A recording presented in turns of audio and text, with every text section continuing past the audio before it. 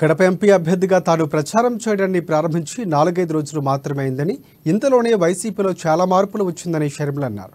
YCP Kadapa MP అభ్యర్థి అవినాష్ రెడ్డిని మార్చబోతున్నారని, ఆయన స్థానంలో మరో అభ్యర్థిని నిలబెట్టబోతున్నారనే వార్తలు కూడా వస్తున్నాయని చెప్పారు షర్మిల. అవినాష్ను మార్చాలనే ఆలోచనలో జగన్ ఉన్నారంటే వివేకాను అవినాష్ హత్య చేశాడని మీరు ఒప్పుకున్నట్లేనా? సిబిఐ చెబుతుంది నిజమే అని ఒప్పుకున్నట్లే అవుతుందని షర్మిల జగన్ను ప్రశ్నించారు. మళ్ళీ హంతకులు చట్టసభలకు వెళ్ళకూడదు, ఈ హత్య రాజకీయాలు ఆగాలి అని మేమిద్దరం అక్కా చెల్లెలం ఈ రోజు కొట్లాడటం జరుగుతుంది.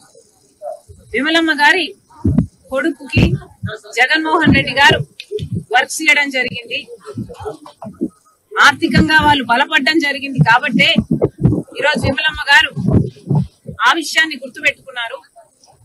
కానీ చనిపోయింది సొంత అన్నని వివేకానంద రెడ్డి గారు తనకి ఎంత చేశారు అన్న విషయము విమలమ్మ గారు మర్చిపోయినట్టున్నారు. వయసులో పెద్దపడ్డారు, వయసు వచ్చింది, మర్చిపోవడం సహజమే.